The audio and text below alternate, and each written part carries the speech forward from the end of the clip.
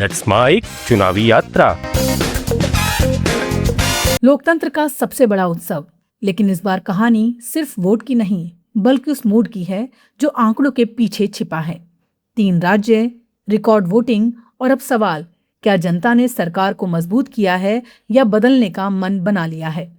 और इसी बीच बंगाल में वादों की बौछार, 3,000 रुपये महीना, यूसीसी, रोजगार, सुरक्षा, यानी चुनाव अब सिर्फ वोट नहीं, विजन बनाम वादे की लड़ाई बन चुका है।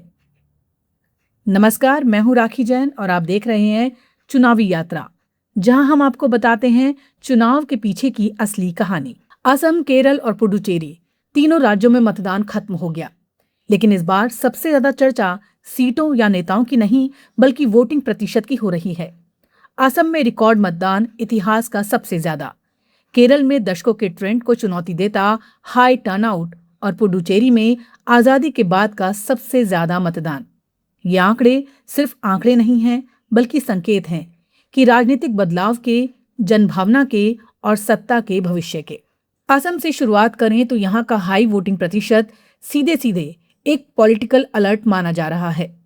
मुख्यमंत्री हिमंता बिस्वा शर्मा खुद मान चुके हैं कि इस बार अलग अलग समुदायों के बीच वोटिंग को लेकर प्रतिस्पर्धा दिखी। असम की राजनीति में ये ट्रेंड नया नहीं है। यहाँ 7 से 8% वोटिंग का बदलाव भी सत्ता पलट देता है। 2016 में हाई वोटिंग ने कांग्रेस को बाहर कर दिया। 2021 में बीजेपी सत्ता में बनी रही और अब 2026 रिकॉर्ड वोटिंग के साथ खड़ा है। ऐसे में सवाल यही है, क्या ये वोटिंग सरकार के समर्थन में है या बदलाव की खामोश लहर का संकेत। केरल की कहानी और भी गहरी है। मुख्यमंत्री पिनराई विजयन इस बार इतिहास रचने की कोशिश में हैं, लगातार तीसरी बार सत्ता में लौटने की। लेकिन केरल का राजनीतिक डीएनए अलग है। यहां हर चुनाव में सत्ता बदलती रही है। इस बार हाई वोटिंग कई संकेत देती है। महिला मतदाताओं की बढ़ती भागीदारी, धार्मिक और सामाजिक मुद्दों की मौजूदगी और एंटी इनकम्बेंसी की चर्चा। लेकिन केरल में एक दिलचस्प बात यह है कि यहाँ हाई वोटिंग हमेशा बदलाव का संकेत नहीं होती, बल्कि कई बार ये संतुलन का संकेत भी होती है। यानी मतदाता यहाँ सिर्फ सरकार बदलने के लिए नहीं बल्कि राजनीतिक संतुलन बनाए रखने के लिए भी वोट करता है। पुडुचेरी में लगभग 90% के आसपास मतदान ये दिखाता है कि छोटे राज्यों में लोकतंत्र कितना गहराई से जुड़ा हुआ है। यहाँ चुनाव सिर्फ पार्टियों के बीच नहीं बल्कि स्थानीय मुद्दों, नेतृत्व और गठबंधन के समीकरणों के बीच होता है। मुख्यमंत्री एन रंगास्वामी के सामने चुनौती सिर्फ विपक्ष नहीं बल्कि जनता का बदलता मूड भी है। अगर इन तीनों राज्यों को एक साथ देखें तो एक बड़ा ट्रेंड सामने आता है। भारतीय मतदाता अब पहले से ज्यादा जागरूक, सक्रिय और निर्णायक हो चुका है। ये सिर्फ वोट डालने की बात नहीं बल्कि अपने अधिकार को समझने और इस्तेमाल करने की बात है। अब बात पश्चिम बंगाल की, जहां चुनाव अभी बाकी है लेकिन राजनीतिक लड़ाई अपने चरम पर पहुंच चुकी है। भारतीय जनता पार्टी ने अपना घोषणा पत्र जारी किया है, जिसे भरोसे का पत्र नाम दिया गया। केंद्रीय गृह मंत्री अमित शाह ने इसे जारी करते हुए साफ कहा कि पिछले 15 साल बंगाल के लिए काल रात्रि जैसे रहे हैं और अब समय है बदलाव का। इस घोषणा पत्र में सबसे बड़ा फोकस महिलाओं पर है।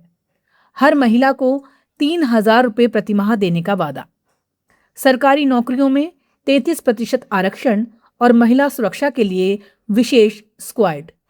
यानी बीजेपी इस चुनाव में महिला वोटर्स को केंद्र में रखकर रणनीति बना रही है। इसके साथ ही बेरोजगार युवाओं को 3,000 रुपये मासिक सहायता देने का वादा किया गया है, जिससे साफ है कि डायरेक्ट कैश ट्रांसफर मॉडल को चुनावी हथियार बनाया जा रहा है। सबसे बड़ा और विवादित वादा 6 महीने के भीतर यूनिफॉर्म सिविल कोड लागू करने का। सिर्फ एक नीति नहीं बल्कि एक बड़ा वैचारिक और राजनीतिक संदेश है। इसके अलावा सरकारी कर्मचारियों के लिए 45 दिन में 7वां वेतन आयोग, किसानों के लिए एमएसपी आधारित खरीद, घुसपैठ पर जीरो टॉलरेंस और टीएमसी के खिलाफ श्वेत पत्र जारी करने की बात कही गई है। यानी बीजेपी इस चुनाव को कल्याणकारी योजनाएं, राष्ट्रवाद और कानून व्यवस्था तीनों के मिश्रण के रूप में पेश कर रही है। अब देखना होगा क्या ये वादे जनता को प्रभावित करते हैं या ममता बनर्जी का मौजूदा सामाजिक आधार इन पर भारी पड़ता है? अब रुख तमिलनाडु की ओर, जहां चुनाव से पहले सियासी हलचल तेजी से बढ़ रही है और बयानबाजी अपने चरम पर है। मुख्यमंत्री एमके स्टालिन ने चेन्नई मेट्रो में सफर कर आम लोगों से सीधे संवाद की रणनीति अपनाई, जो सोशल मीडिया पर काफी चर्चा में रही। इसे ग्राउंड कनेक्ट की राजनीति के रूप में देखा जा रहा है। डीएमके संगठनात्मक मजबूती पर भी पूरा फोकस कर रही है, जहां उप मुख्यमंत्री उदयनिधि स्टालिन लगातार रैलियों और कैंपेन के जरिए पार्टी को मजबूत करने में जुटे हैं। वहीं दूसरी तरफ राजनीतिक हमले भी तेज हो गए हैं। ओ पन्नीरसेल्वम ने एआईएडीएम के नेता एडप्पादी के पलानीस्वामी पर सीधा हमला करते हुए कहा कि उन्हें हर चुनाव में हार का सामना करना पड़ेगा। ये बयान सिर्फ व्यक्तिगत हमला नहीं, बल्कि एआईएडीएमके की नेतृत्व क्षमता पर सवाल उठाने की रणनीति है। इधर बीजेपी भी पीछे नहीं है। पार्टी के प्रवक्ता सीआर केसवन ने डीएमके पर परिवारवाद का आरोप लगाया और कहा कि ये चुनाव सत्ता को परिवार के भीतर ट्रांसफर करने की कोशिश है, जहां उदयनिधि स्टालिन को मुख्यमंत्री बनाने की तैयारी है। बीजेपी का यह हमला सीधे वंशवाद बनाम मेरिट के नैरेटिव को स्थापित करने की कोशिश है। तमिलनाडु की राजनीति इस बार इसलिए भी दिलचस्प है क्योंकि मुकाबला अब बहुकोणीय हो गया है। डीएमके, एआईएडीएमके, बीजेपी और नए उभरते चेहरे सभी मिलकर इसे और जटिल बना रहे हैं। यानी यहां चुनाव सिर्फ सत्ता की लड़ाई नहीं, बल्कि राजनीतिक स्पेस की लड़ाई भी है। अगर पूरे परिदृश्य को एक साथ देखें तो ये चुनाव सिर्फ राज्यों का चुनाव नहीं रह गया है, बल्कि भारतीय लोकतंत्र के बदलते स्वरूप का संकेत है। पहला बड़ा बदलाव, वोटिंग बढ़ रही है, मतदाता अब ज्यादा सक्रिय और जागरूक हैं। दूसरा बदलाव, चुनाव अब कैश ट्रांसफर और डायरेक्ट बेनिफिट की राजनीति पर शिफ्ट हो रहे हैं।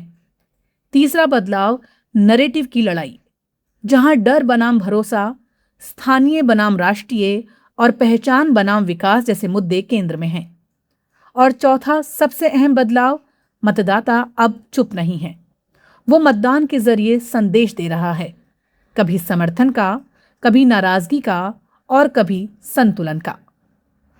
3 राज्यों में रिकॉर्ड वोटिंग, बंगाल में बड़े बड़े वादे और पूरे देश में बदलती चुनावी राजनीति, ये सब मिलकर एक नई कहानी लिख रहे हैं। ये चुनाव सिर्फ सरकार बनाने का नहीं, बल्कि लोकतंत्र के नए अध्याय लिखने का चुनाव है। अब नजरें नतीजों पर हैं, जहां ये तय होगा कि जनता ने किस पर भरोसा किया और किसे जवाब दिया। आज की चुनावी यात्रा में फिलहाल इतना ही। नमस्कार। आप सुन रहे थे let's mic more than radio. Follow कीजिए हमें हमारे सोशल मीडिया प्लेटफॉर्म्स पर। It's time for news. It's time for more than radio. Presenting the first radio news app, Let's Mic. Let's Mic, a news-based app on your phone where you get to watch and listen news, talk shows, interviews, radio show podcasts. On Let's Mic, you get all relevant information of TV, print, radio, podcast, and digital. Let's Mic talks about every segment of life.